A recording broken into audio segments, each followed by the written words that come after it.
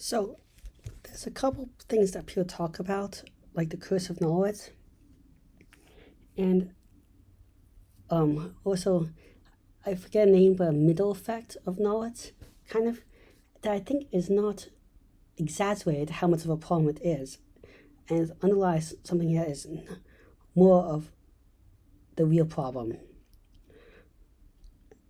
And that the curse of knowledge, to summarize, is that if you are a so-called expert in a field, you have trouble communicating to people about stuff because you know too much in the field and start using big fancy words or consider other people experts in the field.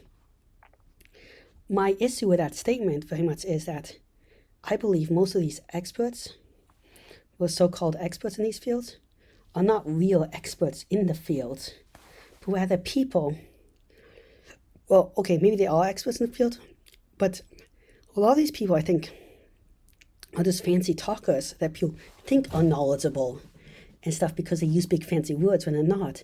And they can't use simple language because they really don't know it on a simple basis, have a deep understanding, or they memorized a bunch of high-level concepts or constructs, but they don't have the same creativity or ability to understand on a simple basis. And that, I think, is a hard thing to look at. Such as I know people that go for therapists and think they're very knowledgeable, or educators because they use a bunch of big fancy words. But the whole point of therapy and education is to teach people. And if they're using big fancy words and that's the only way they can communicate, it must mean that they don't know how to do their own job. They don't know how to educate. They don't know how to teach. And knowing your audience is an important part of that. There's also this idea that there's people of middle knowledge level that don't know the most stuff, yet they don't know the least stuff. So they don't know enough to know that they are not experts at something, but they know just enough that they think they know a bunch of things.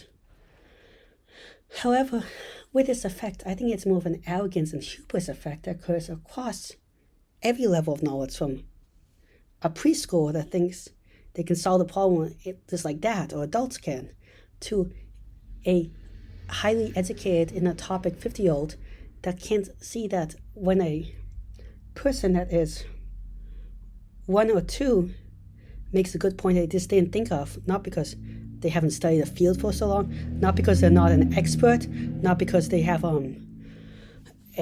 not because they're not an expert, just because they just didn't, maybe not read the latest paper, or just didn't hear by word of mouth, or maybe they just didn't think of something because no one can think of anything, or so many reasons, and they think the student must be invalid because they've studied this for 50 years.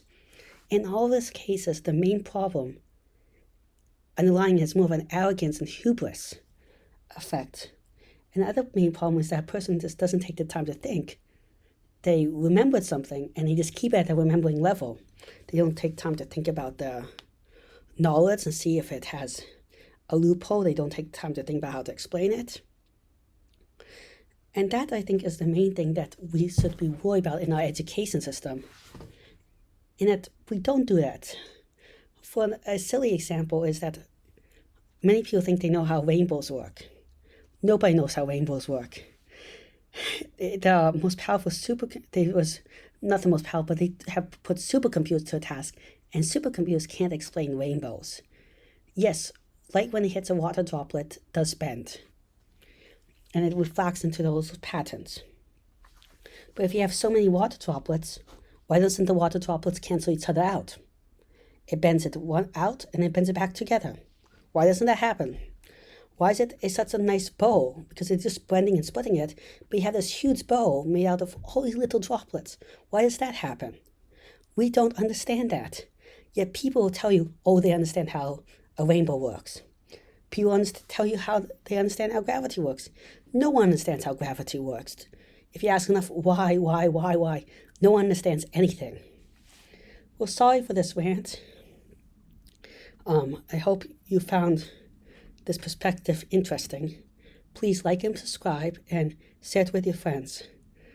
I'm trying to reach 1,000 subscribers in a year and 4,000 watch hours, in which case I can upgrade all my abilities to do stuff.